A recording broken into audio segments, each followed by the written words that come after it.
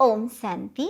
आज साकार महावाक्य 13/5/2025। मधुर संतान माने अनेक देहधारी मानक ठारो स्नेह तुटाई एकमात्र विदेही बाबा को मने पकाओ, तेबे तुमर सबु अंग अर्थात कर्मेन्द्रिय शीतल होइजिब। प्रश्न, जो माने दैवी कुलर आत्मा होइथिबे सेमानंकर लक्षण किपरि होइथिब? उत्तर, दैवी कुलर आत्मा मानंकु एही पुरुणा दुनिया प्रति सहजरे वैराग्य आसीजिब। सेमानंकर बुद्धि बेहदरे रहिथिब। शिवालय को जीवा पई सेमाने पवित्र फूल हेबार पुरुषार्थ करिवे। कौनसी प्रकारर आसुरी व्यवहार बा कर्म करिवे नाही। निजर चार्ट रखिबे कि मो द्वारा कौनसी आसुरी कर्म हेउनाही तो। बाबा को सर्वदा सत्य कथा सुनाइबे, किछि भी लुचाइबे नाही। गीत है ना वह हमसे जुदा होंगे। ओम शांति। ଏହା ହେଉଛି ବେହଦର କଥା। ହଦର କଥା ସବୁ ଏବେ ଦୂରେଇ ଯାଉଛି। ଦୁନିଆରେ ମନୁଷ୍ୟମାନେ ତ ଅନେକଙ୍କୁ ମନେ ପକାଇଥାନ୍ତି, କାରଣ ଅନେକ ଦେହଧାରୀଙ୍କ ସହିତ ପ୍ରୀତି ରହିଛି। ବିଦେହୀ କେବଳ ଜଣେ ହିଁ ଅଟନ୍ତି, ଯାହାଙ୍କୁ ପରମ ପିତା ପରମାତ୍ମା ଶିବ କୁହାଯାଉଛି। ତୁମମାନଙ୍କୁ ଏବେ କେବଳ ତାଙ୍କ ସହିତ ହିଁ ବୁଦ୍ଧିର ଯୋଗ ଯୋଡ଼ିବାକୁ ହେବ। କୌଣସି ଦେହଧାରୀମାନଙ୍କୁ ସ୍ମରଣ କରିବା ଉଚିତ ନୁହେଁ। ବ୍ରାହ୍ମଣ ଆଦିଙ୍କୁ ଖୁଆଇବା ଏସବୁ ହେଉଛି କଳିଯୁଗର ନୀତି ପ୍ରଥା। ସେଠାକାର ଏବଂ ଏଠାକାର ନୀତି ପ୍ରଥା ସମ୍ପୂର୍ଣ୍ଣ ଅଲଗା। ଏଠାରେ ତୁମମାନଙ୍କୁ କୌଣସି ଦେହଧାରୀକୁ ମନେ ପକାଇବା ଉଚିତ ନୁହେଁ। ସେହିଭଳି ଅବସ୍ଥା ଆସିବା ପର୍ଯ୍ୟନ୍ତ ପୁରୁଷାର୍ଥ ଚାଲୁଥିବ। ବାବା କହୁଛନ୍ତି, ଯେତେ ସମ୍ଭବ ପୁରୁଣା ଦୁନିଆକୁ ଯେଉଁମାନେ ଆସି ଜନ୍ମ ନେଇଯାଇଛନ୍ତି ଅଥବା ଯେଉଁମାନେ ଅଛନ୍ତି ସେ ସମସ୍ତଙ୍କୁ ଭୁଲିବାକୁ ହେବ। ସାରାଦିନ ବୁଦ୍ଧିରେ ଏହି ବିଚାର ଚାଲିବା ଦରକାର ଯେ କାହାକୁ କ'ଣ ବୁଝାଇବି। ସମସ୍ତଙ୍କୁ ଏକଥା କହିବାକୁ ହେବ ଯେ ଏଠାକୁ ଆସି ବିଶ୍ୱର ଅତୀତ ବର୍ତ୍ତମାନ ଭବିଷ୍ୟତକୁ ବୁଝ, ଯାହାକୁ କେହି ହେଲେ ବି ଜାଣିନାହାନ୍ତି। ପାଷ୍ଟ ଅର୍ଥାତ୍ କେବେଠାରୁ ଆରମ୍ଭ ହେଲା, ପ୍ରେଜେଣ୍ଟ ଅର୍ଥାତ୍ ଏବେ କ'ଣ ହେଉଛି। ସତ୍ୟଯୁଗରୁ ଆରମ୍ଭ ହେଉଛି, ତେବେ ସତ୍ୟଯୁଗଠାରୁ ବର୍ତ୍ତମାନ ପର୍ଯ୍ୟନ୍ତ ଏବଂ ଫ୍ୟୁଚର ଅର୍ଥାତ୍ ଭବିଷ୍ୟତରେ କ'ଣ ହେବ ଦୁନିଆରେ କେହି କିଛି ବି ଜାଣିନାହାନ୍ତି। ତୁମେ ସନ୍ତାନମାନେ ଜାଣିଛ, ସେଥିପାଇଁ ଚିତ୍ର ଆଦି ତିଆରି କରୁଛନ୍ତି। ଏହା ବହୁତ ବଡ଼ ବେହଦର ନାଟକ। ଦୁନିଆରେ ମିଥ୍ୟା କାହାଣୀ ଉପରେ ଆଧାରିତ ହଦର ନାଟକ ବହୁତ ତିଆରି କରୁଛନ୍ତି। ସେଥିରେ କାହାଣୀର ଲେଖକ ଅଲଗା ଏବଂ ନାଟକର ଦୃଶ୍ୟର ନିର୍ମାତା ଅଲଗା ଥାନ୍ତି। ଏସବୁର ରହସ୍ୟ ଏବେ ତୁମ ବୁଦ୍ଧିରେ ଅଛି। ଏବେ ଯାହା କିଛି ଦେଖୁଛ ତାହା ଆଗକୁ ରହିବ ନାହିଁ, ସବୁ ବିନାଶ ହୋଇଯିବ। ତେଣୁ ତୁମକୁ ସତ୍ୟଯୁଗୀ ନୂଆ ଦୁନିଆର ସିନେରୀ ବହୁତ ସୁନ୍ଦର ଭାବେ ଦେଖାଇବାକୁ ପଡ଼ିବ। ଯେପରି ଆଜମେରର ସୁନାର ଦ୍ୱାରିକାର ଚିତ୍ର ଅଛି, ସେଥିରୁ ମଧ୍ୟ ଚିତ୍ର ନେଇ ନୂଆ ଦୁନିଆର ଅଲଗା ଚିତ୍ର ତିଆରି କରି ଦେଖାଅ। ଏହି ପୁରୁଣା ଦୁନିଆକୁ ନିଆଁ ଲାଗିବ, ଏହାର ନକ୍ସା ମଧ୍ୟ ଅଛି ନା? ଏବଂ ଏହି ନୂଆ ଦୁନିଆର ଚିତ୍ର ମଧ୍ୟ ତୁମମାନଙ୍କ ବୁଦ୍ଧିରେ ପ୍ରତ୍ୟକ୍ଷ ହୋଇଯାଉଛି। ଏହିଭଳି ଭଲ ଭାବରେ ବିଚାର କରି ନୂଆ ନୂଆ ଦୁନିଆର ଚିତ୍ର ତିଆରି କରିବା ଉଚିତ।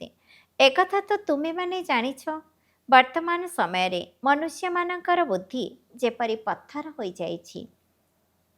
ତୁମେମାନେ କେତେ ବୁଝାଉଛ, ତଥାପି ମଧ୍ୟ ବୁଦ୍ଧିରେ କିଛି ହେଲେ ପଶୁନାହିଁ। ଯେପରି ହଦର ନାଟକର ନିର୍ମାତାମାନେ ସୁନ୍ଦର ସିନେରୀ ତିଆରି କରିଥାନ୍ତି, ସେହିପରି କାହାଠାରୁ ସାହାଯ୍ୟ ନେଇ ସ୍ୱର୍ଗର ସିନେରୀ ବହୁତ ସୁନ୍ଦର ସୁନ୍ଦର ଭାବରେ ତିଆରି କରିହେବ। ସେମାନେ ବହୁତ ଭଲ ଆଇଡ଼ିଆ ଦେଇପାରିବେ, ଭଲ ଉପାୟ ମଧ୍ୟ ବତାଇ ପାରିବେ। ଏ ସମ୍ବନ୍ଧରେ ଏପରି ଭଲ ଭାବରେ ଚିତ୍ର ତିଆରି କରିବା ଉଚିତ, ଯାହାକି ମନୁଷ୍ୟ ଆସି ବୁଝିପାରିବେ। ବାସ୍ତବରେ ସତ୍ୟଯୁଗରେ ତ ଗୋଟିଏ ହିଁ ଧର୍ମ ଥିଲା। ତୁମମାନଙ୍କ ଭିତରେ ମଧ୍ୟ କ୍ରମାନ୍ୱୟରେ ରହିଛନ୍ତି ଯେଉଁମାନଙ୍କର ଜ୍ଞାନର ଧାରଣ ହେଉଛି। ଦେହ ଅଭିମାନୀ ବୁଦ୍ଧିକୁ ଛି ଛି କୁହାଯାଏ, ଦେହୀ ଅଭିମାନୀ ମାନଙ୍କୁ ଗୁଲଗୁଲ କୁହାଯାଏ। ଏବେ ତୁମେମାନେ ଫୁଲ ହେଉଛ। ଦେହ ଅଭିମାନୀ ହୋଇ ରହିବା ଅର୍ଥାତ୍ ଯେପରି କଣ୍ଟା ଥିଲେ ସେହିପରି କଣ୍ଟା ହୋଇ ରହିଯାଉଛନ୍ତି। ଏବେ ତୁମର ଏହି ପୁରୁଣା ଦୁନିଆ ପ୍ରତି ବୈରାଗ୍ୟ ଆସିଛି। ତୁମର ହେଉଛି ବେହଦର ବୁଦ୍ଧି, ବେହଦର ବୈରାଗ୍ୟ। ବର୍ତ୍ତମାନ ଏହି ବେଶ୍ୟାଳୟ ପ୍ରତି ଆମକୁ ବହୁତ ଘୃଣା ଆସୁଛି। ଏବେ ଆମେ ଶିବାଳୟ ଅର୍ଥାତ୍ ସତ୍ୟଯୁଗକୁ ଯିବା ପାଇଁ କଣ୍ଟାରୁ ଫୁଲ ହେଉଛୁ।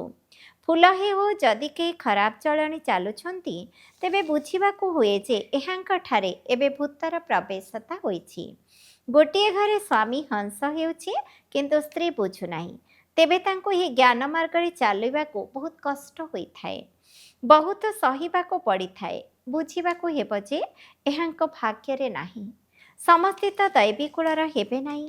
ଯେଉଁମାନେ ସେହି କୂଳର ଆତ୍ମା ହୋଇଥିବେ ସେହିମାନେ ହିଁ ହେବେ। ଅନେକଙ୍କର ଖରାପ ଚାଲିଚଳଣିର ସମାଚାର ଆସୁଛି। ଏମାନଙ୍କ ଭିତରେ ଏହିସବୁ ଆସୁରୀ ଗୁଣ ରହିଛି। ସେଥିପାଇଁ ବାବା ପ୍ରତିଦିନ ବୁଝାଉଛନ୍ତି, ନିଜର ପୋତାମେଲକୁ ରାତିରେ ଚେକ୍ କର। ଆଜି ମୁଁ କୌଣସି ଆସୁରୀ କର୍ମ କରିନାହିଁ ତ? ବାବା କହୁଛନ୍ତି, ସାରା ଜୀବନ ଭିତରେ ଯାହା ଭୁଲ କରିଛ ତାହା ସବୁ ବାବାଙ୍କୁ କୁହ। ଯଦି କେହି ବହୁତ ବଡ଼ ଭୁଲ କରିଥିବେ ତେବେ ସର୍ଜନ ଅର୍ଥାତ୍ ବାବାଙ୍କୁ କହିବାକୁ ଲଜ୍ଜା ଆସିଥାଏ, କାରଣ ଇଜ୍ଜତ ଚାଲିଯିବ ନା। ଯଦି ନ କହିବ ତେବେ ତା ଦ୍ୱାରା ପୁଣି କ୍ଷତି ହୋଇଯିବ। ମାୟା ଏପରି ଚାପୁଡ଼ା ମାରିଦିଏ ଯାହାଦ୍ୱାରା ଏକଦମ ସତ୍ୟାନାଶ କରିଦେଇଥାଏ। ମାୟା ବହୁତ ଶକ୍ତିଶାଳୀ। ଯଦି ପାଞ୍ଚ ବିକାର ଉପରେ ବିଜୟ ପ୍ରାପ୍ତ ନ କରିପାରିବ ତେବେ ବାବା କ'ଣ କରିପାରିବେ? ବାବା କହୁଛନ୍ତି, ମୁଁ ତ ଦୟାର ସାଗର ଅଟେ ଏବଂ ତା ସହିତ କାଳର ମଧ୍ୟ କାଳ ଅଟେ। ମୋତେ ଡାକୁଛନ୍ତି ମଧ୍ୟ, ହେ ପତିତ ପାବନ ଆସ, ଏଠାକୁ ଆସି ପାବନ କର। ଉଭୟ ତ ମୋର ହିଁ ନାମ ଅଟେ ନା। କିପରି ଦୟାର ସାଗର ଏବଂ କାଳର କାଳ ଅଟେ ସେହି କର୍ତ୍ତବ୍ୟ ଏବେ କରୁଛି। ମୁଁ କଣ୍ଟାକୁ ଫୁଲ କରୁଛି, ତେଣୁ ତୁମମାନଙ୍କ ବୁଦ୍ଧିରେ ସେହି ଖୁସି ରହିଛି। ଅମରନାଥ ବାବା କହୁଛନ୍ତି, ତୁମେ ସବୁ ହେଉଛ ପାର୍ବତୀ। ଏବେ ତୁମେମାନେ ମୋତେ ମନେ ପକାଅ, ତେବେ ଅମରପୁରୀକୁ ଚାଲିଯିବ ଏବଂ ତୁମର ପାପ ନାଶ ହୋଇଯିବ। ତୀର୍ଥଯାତ୍ରା କରିବା ଦ୍ୱାରା ତୁମର ପାପ ତ ନାଶ ହେଉନାହିଁ। ଏସବୁ ହେଉଛି ଭକ୍ତି ମାର୍ଗର ଯାତ୍ରା। ପିଲାମାନଙ୍କୁ କେହି କେହି ପ୍ରଶ୍ନ ପଚାରୁଛନ୍ତି ଯେ ତୁମମାନଙ୍କର ଖର୍ଚ୍ଚ କିପରି ଚାଲୁଛି, କିନ୍ତୁ ଏପରି କେହି ସମାଚାର ଦେଉନାହାନ୍ତି ଯେ ଆମେ ଏହିପରି ଉତ୍ତର ଦେଲୁ। ଏତେ ସବୁ ବ୍ରହ୍ମାଙ୍କର ସନ୍ତାନ ବ୍ରାହ୍ମଣମାନେ ଅଛନ୍ତି, ତେଣୁ ଆମେ ନିଜେ ହିଁ ଆମ ନିଜର କଲ୍ୟାଣ ପାଇଁ ଖର୍ଚ୍ଚ କରିବୁ ନା। ଶ୍ରୀମତ ଆଧାରରେ ଆମେ ନିଜ ପାଇଁ ରାଜତ୍ୱ ମଧ୍ୟ ସ୍ଥାପନ କରୁଛୁ। ରାଜତ୍ୱ ମଧ୍ୟ ଆମେମାନେ ହିଁ କରିବୁ। ରାଜଯୋଗ ଆମେ ଶିଖୁଛୁ, ତେବେ ଖର୍ଚ୍ଚ ମଧ୍ୟ ଆମେ କରିବୁ। ଶିବ ବାବା ତ ଅବିନାଶୀ ଜ୍ଞାନରତ୍ନର ଦାନ ଦେଉଛନ୍ତି, ଯାହାଦ୍ୱାରା ଆମେ ରାଜାମାନଙ୍କର ରାଜା ଅର୍ଥାତ୍ ମହାରାଜା ହେଉଛୁ।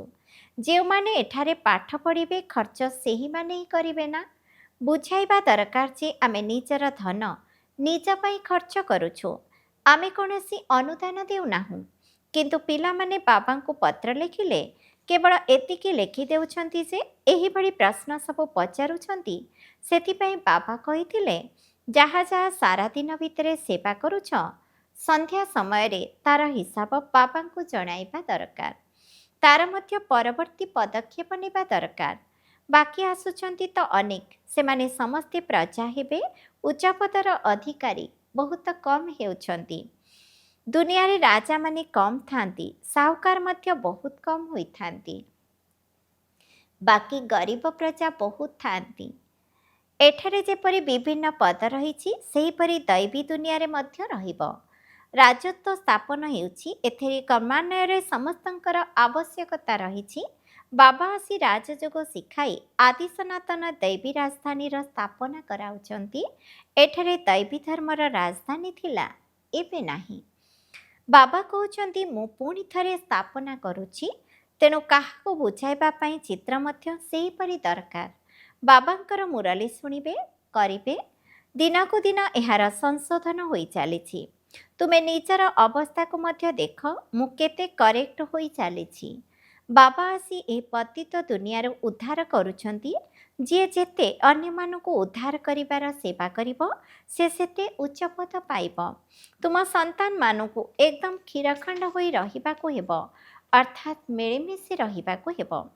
ବାବା ତୁମମାନଙ୍କୁ ସତ୍ୟଯୁଗୀ ଆତ୍ମାମାନଙ୍କ ଠାରୁ ମଧ୍ୟ ଶ୍ରେଷ୍ଠ କରୁଛନ୍ତି। ସ୍ୱୟଂ ଈଶ୍ୱର ପିତା ରୂପରେ ଆମକୁ ପାଠ ପଢ଼ାଉଛନ୍ତି, ତେଣୁ ତାଙ୍କୁ ମଧ୍ୟ ନିଜର ପାଠପଢ଼ାର ଚମତ୍କାରୀ ଦେଖାଇବାକୁ ହେବ। ତାହା ହେଲେ ବାବା ମଧ୍ୟ ତାଙ୍କ ଉପରେ ସ୍ୱାହା ହୋଇଯିବେ। ମନରେ ଆସିବା ଉଚିତ, ବାସ୍ ଏବେ ଆମେମାନେ କେବଳ ଭାରତକୁ ସ୍ୱର୍ଗ କରିବାର ସେବା କରିବୁ। ସରକାରୀ ଚାକିରି ଆଦି କରିବା, ତାହା ତ କରି ଚାଲିବ। ପ୍ରଥମେ ତ ନିଜର ଉନ୍ନତି କର। ବହୁତ ସହଜ। ମନୁଷ୍ୟ ସବୁକିଛି କରିପାରିବ। ଘର ଗୃହସ୍ଥରେ ରହି ମଧ୍ୟ ରାଜତ୍ୱ କରିବାର ପଦବୀ ପ୍ରାପ୍ତ କରିବାକୁ ହେବ। ସେଥିପାଇଁ ପ୍ରତିଦିନ ନିଜର ଦିନଚର୍ଯ୍ୟାକୁ ଦେଖ। ସାରା ଦିନର ଲାଭ ଏବଂ କ୍ଷତିର ହିସାବ ବାହାର କର। କର୍ମର ହିସାବ ବାହାର ନ କଲେ ନିଜକୁ ସୁଧାରିବା ବହୁତ କଠିନ ହେବ। ବାବାଙ୍କର କଥାକୁ ମାନୁନାହାନ୍ତି, ନଚେତ୍ ପ୍ରତିଦିନ ଦେଖିବା ଉଚିତ ମୁଁ କାହାକୁ ଦୁଃଖ ଦେଇନାହିଁ ତ। ପଦ ବହୁତ ଶ୍ରେଷ୍ଠ ଏବଂ ପ୍ରାପ୍ତି ମଧ୍ୟ ଅସରନ୍ତି, ନଚେତ୍ ପରେ ପୁଣି କାନ୍ଦିବାକୁ ପଡ଼ିବ। ଯେପରି ଘୋଡ଼ା ଦୌଡ଼ରେ କେହି କେହି ତ ଲକ୍ଷ ଲକ୍ଷ ଟଙ୍କା ରୋଜଗାର କରୁଛନ୍ତି, ଆଉ କେହି ତ ଦରିଦ୍ରରୁ ଦରିଦ୍ର ହିଁ ରହିଯାଉଛନ୍ତି। ଏବେ ତୁମର ଈଶ୍ୱରୀୟ ରେସ୍ ଚାଲିଛି। ଏଥିରେ ଦୌଡ଼ ପ୍ରତିଯୋଗିତା ଆଦି କିଛି ନାହିଁ। କେବଳ ବୁଦ୍ଧି ଦ୍ୱାରା ପ୍ରିୟ ବାବାଙ୍କୁ ମନେ ପକାଇବାକୁ ହେବ। ଯଦି କିଛି ବି ଭୁଲ ହୋଇଯାଏ ତେବେ ତୁରନ୍ତ ବାବାଙ୍କୁ ଶୁଣାଇ ଦେବା ଉଚିତ। ବାବା, ଆମ ଦ୍ୱାରା ଏହି ଭୁଲ ହୋଇଗଲା। କର୍ମେନ୍ଦ୍ର ଦ୍ୱାରା ଏହି ଭୁଲ କରିଛୁ। ବାବା କହୁଛନ୍ତି ଏହା ଠିକ୍ କି ଭୁଲ, ଏକଥା ବିଚାର କରିବା ପାଇଁ ତୁମମାନଙ୍କୁ ଈଶ୍ୱରୀୟ ବୁଦ୍ଧି ମିଳିଛି। ତେଣୁ ଏବେ ଭୁଲ କାମ କରିବା ଉଚିତ ନୁହେଁ। ଯଦି ଭୁଲ କାମ କରିଦେଲ ତେବେ ବାବାଙ୍କୁ କାନ ଧରି କୁହ, ତୋବା ତୋବା, କ୍ଷମା କରିଦିଅ। କାହିଁକି ନା ବାବା ଶୁଣିବା ପାଇଁ ଏବେ ଏଠାରେ ଉପସ୍ଥିତ ଅଛନ୍ତି। ଯାହା କିଛି ବି ଖରାପ କାମ ହୋଇଯାଉଛି ତୁରନ୍ତ ଶୁଣାଇ ଦିଅ ଅଥବା ଲେଖିଦିଅ, ବାବା ଏହି ଖରାପ କାମ ମୋ ଦ୍ୱାରା ହୋଇଗଲା, ତେବେ ତୁମକୁ ଅଧା କ୍ଷମା ମିଳିଯିବ। ଏପରି ନୁହେଁ ଯେ ମୁଁ କୃପା କରିବି। କ୍ଷମା ଅଥବା କୃପା ପଇସା କର ମଧ୍ୟ ମିଳିବ ନାହିଁ। ସମସ୍ତଙ୍କୁ ନିଜକୁ ସୁଧାରିବାକୁ ହେବ। ବାବାଙ୍କ ସ୍ମୃତି ଦ୍ୱାରା ବିକର୍ମ ବିନାଶ ହେବ। ପୂର୍ବ ପାପ ମଧ୍ୟ ଯୋଗ ଦ୍ୱାରା କଟି ଚାଲିବ। ବାବାଙ୍କର ହୋଇ ପୁଣି ବାବାଙ୍କର ନିନ୍ଦା କରାଇବା ଉଚିତ ନୁହେଁ। କୁହାଯାଏ ସଦ୍ଗୁରୁଙ୍କର ନିନ୍ଦୁକକୁ ସ୍ଥାନ ମିଳେ ନାହିଁ। ତୁମକୁ ବହୁତ ଶ୍ରେଷ୍ଠ ପଦ ମିଳୁଛି। ଅନ୍ୟ ଗୁରୁମାନଙ୍କ ପାଖରେ କୌଣସି ରାଜତ୍ୱର ପଦବୀର କଥା ନାହିଁ। ଏଠାରେ ତୁମର ଲକ୍ଷ୍ୟ ଉଦ୍ଦେଶ୍ୟ ରହିଛି। ଭକ୍ତି ମାର୍ଗରେ କୌଣସି ଲକ୍ଷ୍ୟ ଉଦ୍ଦେଶ୍ୟ ନଥାଏ। ଯଦି ବା କିଛି ଅଛି ତେବେ ଅଳ୍ପ କାଳ ପାଇଁ। କେଉଁଠି 21 ଜନ୍ମର ସୁଖ, କେଉଁଠି ପାଇ ପଇସାକର ଅଳ୍ପ ସୁଖ। ଏପରି ନୁହେଁ ଧନ ଦ୍ୱାରା ସୁଖ ମିଳୁଛି, ତା ଦ୍ୱାରା ଦୁଃଖ ମଧ୍ୟ କେତେ ମିଳୁଛି। ଆଚ୍ଛା, ଧରିନିଅ କେହି ଡାକ୍ତରଖାନା ତିଆରି କଲେ, ତେବେ ପରବର୍ତ୍ତୀ ଜନ୍ମରେ ତାଙ୍କୁ ରୋଗ କମ୍ ହେବ। ଏପରି ନୁହେଁ ଯେ ଅଧିକ ପାଠ ପଢ଼ିବ ଏବଂ ଧନ ମଧ୍ୟ ଅଧିକ ମିଳିବ। ସେଥିପାଇଁ ଏବେ ସବୁ ପ୍ରକାରର ସେବା କର। କେହି ଧର୍ମଶାଳା ତିଆରି କଲେ, ପରବର୍ତ୍ତୀ ଜନ୍ମରେ ମହଲ ମିଳିବ।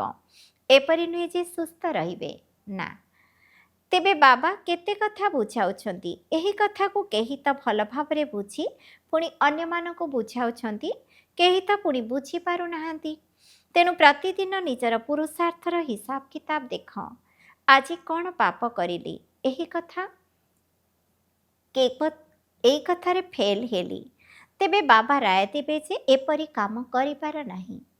ତୁମେମାନେ ଜାଣିଛ ଆମେ ଏବେ ସ୍ୱର୍ଗକୁ ଯାଉଛୁ, କିନ୍ତୁ ପିଲାମାନଙ୍କର ଖୁସିର ପାରଦ ସେତେ ଚଢ଼ୁନାହିଁ। ବ୍ରହ୍ମା ବାବା କେତେ ଖୁସି ହେଉଛନ୍ତି। ମୁଁ ବୁଢ଼ା ହୋଇଯାଇଛି, ଏହି ଶରୀରକୁ ତ୍ୟାଗ କରି ସେଠାରେ ମୁଁ ରାଜକୁମାର ହେବି। ତୁମେମାନେ ମଧ୍ୟ ପାଠ ପଢ଼ୁଛ, ତେଣୁ ତୁମମାନଙ୍କର ଖୁସିର ପାରଦ ମଧ୍ୟ ଚଢ଼ିବା ଦରକାର। କିନ୍ତୁ ବାବାଙ୍କୁ ମନେ ହିଁ ପକାଉନାହାନ୍ତି। ବାବା କେତେ ସହଜ ଭାବରେ ବୁଝାଉଛନ୍ତି। ଇଂରାଜୀ ଆଦି ପଢ଼ିବାରେ କେତେ ବୁଦ୍ଧି ଖର୍ଚ୍ଚ କରିବାକୁ ପଡ଼ୁଛି। ସେହି ପାଠପଢ଼ା ମଧ୍ୟ ବହୁତ କଷ୍ଟ। ଏହା ତ ବହୁତ ସହଜ। ଏହି ଆତ୍ମିକ ପାଠପଢ଼ା ଦ୍ୱାରା ତୁମେ ଶୀତଳ ହୋଇଯାଉଛ। ଏଥିରେ ତ କେବଳ ବାବାଙ୍କୁ ମନେ ପକାଇଲେ କର୍ମେନ୍ଦ୍ର ଏକଦମ ଶୀତଳ ହୋଇଯିବ। ତୁମମାନଙ୍କର ତ ଶରୀର ଅଛି ନା, ଶିବ ବାବାଙ୍କର ତ ଶରୀର ନାହିଁ। ଶ୍ରୀକୃଷ୍ଣଙ୍କର ଅଙ୍ଗ ଅଛି, ତାଙ୍କର ଅଙ୍ଗ ତ ଶୀତଳ ପବିତ୍ର। ସେଥିପାଇଁ ତାଙ୍କର ନାମ ରଖିଦେଇଛନ୍ତି। କେତେ ତାଙ୍କ ସହିତ କିପରି ସଙ୍ଗ କରିବେ, ସିଏ ତ ସତଯୁଗରେ ହିଁ ଥାଆନ୍ତି ନା। ତାଙ୍କର ଅଙ୍ଗକୁ ଏପରି ଶୀତଳ କିଏ କରିଲେ? ଏକଥାକୁ ତୁମେମାନେ ଏବେ ବୁଝିପାରୁଛ। ତେବେ ତୁମ ସନ୍ତାନମାନଙ୍କୁ ମଧ୍ୟ ସେତିକି ଧାରଣାଯୁକ୍ତ ହେବାକୁ ପଡ଼ିବ। ବିଲକୁଲ ଲଢ଼େଇ ଝଗଡ଼ା କରିବା ଉଚିତ ନୁହେଁ। ସର୍ବଦା ସତ୍ୟ କଥା କହିବାକୁ ପଡ଼ିବ। ମିଥ୍ୟା କଥା କହିବା ଦ୍ୱାରା ସତ୍ୟାନାଶ ହୋଇଯାଇଥାଏ। ବାବା ତୁମକୁ ଅମୂଳଚୂଳ ସବୁ କଥା ବୁଝାଉଛନ୍ତି। ଚିତ୍ର ମଧ୍ୟ ବହୁତ ଭଲ ଭଲ ତିଆରି କରିବା ଉଚିତ, ଯାହାକି ସମସ୍ତଙ୍କ ପାଖକୁ ଯିବ। ଭଲ ଜିନିଷ ଦେଖିଲେ କହିବେ ଚାଲ ସେଠାକୁ ଯାଇ ଦେଖିବା। ଯେଉଁମାନେ ଚିତ୍ରକୁ ବୁଝାଉଛନ୍ତି ସେମାନେ ମଧ୍ୟ ବୁଦ୍ଧିମାନ ହୋଇଥିବା ଦରକାର। ସେବା କରିବା ମଧ୍ୟ ଶିଖିବାକୁ ହେବ। ଭଲ ବ୍ରାହ୍ମଣୀ ମଧ୍ୟ ଦରକାର ଯିଏକି ନିଜ ସଦୃଶ ଅନ୍ୟକୁ କରିପାରିବ। ଯିଏ ନିଜ ସମାନ ଅନ୍ୟକୁ ମ୍ୟାନେଜର କରିଥାନ୍ତି ତାଙ୍କୁ ଭଲ ବ୍ରାହ୍ମଣୀ କୁହାଯିବ। ସେମାନେ ପଦ ମଧ୍ୟ ଉଚ୍ଚ ପାଇବ। ପିଲାଳିଆ ବୁଦ୍ଧି ମଧ୍ୟ ନ ହେଉ, ନଚେତ ଅପହରଣ କରି ନେଇଯିବେ। ରାବଣ ସମ୍ପ୍ରଦାୟ ଅଟେ ନା। ଏପରି ବ୍ରାହ୍ମଣୀ ପ୍ରସ୍ତୁତ କର ଯିଏକି ପରମୁହୂର୍ତ୍ତରେ ସେଣ୍ଟରର ଦାୟିତ୍ୱ ନେଇପାରିବେ। ଆଚ୍ଛା, ମିଠା ମିଠା ଶିଖିଲଥେ ସନ୍ତାନମାନଙ୍କ ପ୍ରତି ମାତା ପିତା ବାପଦାଦାଙ୍କର ମଧୁର ସ୍ନେହ ସମ୍ପନ୍ନ ଶୁଭେଚ୍ଛା ଏବଂ ସୁପ୍ରଭାତ। ଆତ୍ମିକ ପିତାଙ୍କର ଆତ୍ମିକ ସନ୍ତାନମାନଙ୍କୁ ନମସ୍ତେ। ଆମ ଆତ୍ମିକ ସନ୍ତାନମାନଙ୍କର ମଧ୍ୟ ଆତ୍ମିକ ପିତାଙ୍କୁ ନମସ୍ତେ ନମସ୍ତେ ନମସ୍ତେ। ଧାରଣା ପାଇଁ ମୁଖ୍ୟ ସାରାଂଶ 1 ନମ୍ବର, ବାବାଙ୍କୁ ନିଜର ପାଠପଢ଼ାର ଚମତ୍କାରୀ ଦେଖାଇବାକୁ ହେବ। ଭାରତକୁ ସ୍ୱର୍ଗ କରିବାର ସେବାରେ ଲାଗି ପଡ଼ିବାକୁ ହେବ। ପ୍ରଥମେ ନିଜର ଉନ୍ନତିର ଚିନ୍ତା କରିବାକୁ ପଡ଼ିବ। ସମସ୍ତଙ୍କ ସହିତ କ୍ଷୀରଖଣ୍ଡ ହୋଇ ରହିବାକୁ ହେବ। 2 ନମ୍ବର, ଯଦି କୌଣସି ଭୁଲ ହୋଇଗଲା ତେବେ ବାବାଙ୍କୁ କ୍ଷମା ମାଗି ନିଜେ ନିଜକୁ ସୁଧାରିବାକୁ ହେବ। ବାବା କୃପା କରିନଥାନ୍ତି, କିନ୍ତୁ ବାବାଙ୍କୁ ମନେ ପକାଇ ନିଜର ବିକର୍ମ ବିନାଶ କରିବାକୁ ହେବ। ନିନ୍ଦା କରାଇବା ଭଳି କୌଣସି କର୍ମ କରିବା ଉଚିତ ନୁହେଁ। ବରଦାନ, ଜ୍ଞାନବାନ ହେବାର ବିଶେଷତା ଦ୍ୱାରା ସଂସ୍କାରର ଟକ୍କରରୁ ସୁରକ୍ଷିତ ରହୁଥିବା କମଳ ପୁଷ୍ପ ଭଳି ନିଆରା ବା ସାକ୍ଷୀ ହୁଅ। ସଂସ୍କାର ତ ଅନ୍ତ ସମୟ ପର୍ଯ୍ୟନ୍ତ କାହାର ଦାସୀ ହେବାର ରହିବ ତ କାହାର ରାଜା ହେବାର ରହିବ। ତେଣୁ ଏହାର ସଂସ୍କାର ବଦଳି ଯାଉ ଏପରି ଅପେକ୍ଷା କର ନାହିଁ। କିନ୍ତୁ ମୋ ଉପରେ କାହାର ପ୍ରଭାବ ନ ପଡ଼ୁ। କାହିଁକି ନା ପ୍ରଥମେ ତ ସମସ୍ତଙ୍କର ସଂସ୍କାର ଭିନ୍ନ ଭିନ୍ନ ଅଟେ। ଦ୍ୱିତୀୟରେ ମାୟାର ଧୂପ ଧାରଣ କରି ମଧ୍ୟ ଆସିବ। ସେଥିପାଇଁ ମର୍ଯ୍ୟାଦାର ସୀମା ଭିତରେ ରହି ସବୁ କଥାକୁ ନିର୍ଣ୍ଣୟ କର। ଭିନ୍ନ ଭିନ୍ନ ସଂସ୍କାରର ହୋଇଥିଲେ ମଧ୍ୟ ଲଢ଼େଇ ନ ହେଉ। ସେଥିପାଇଁ ଜ୍ଞାନବାନ ହୋଇ କମଳ ପୁଷ୍ପତୁଲ୍ୟ ନିଆରା ବା ସାକ୍ଷୀ ହୁଅ। ସ୍ଲୋଗାନ, ହଟ୍ ବା ମେହନତ କରିବା ବଦଳରେ ରମଣୀକତାର ସହିତ ପୁରୁଷାର୍ଥ କର। ଓମ୍ ଶାନ୍ତି।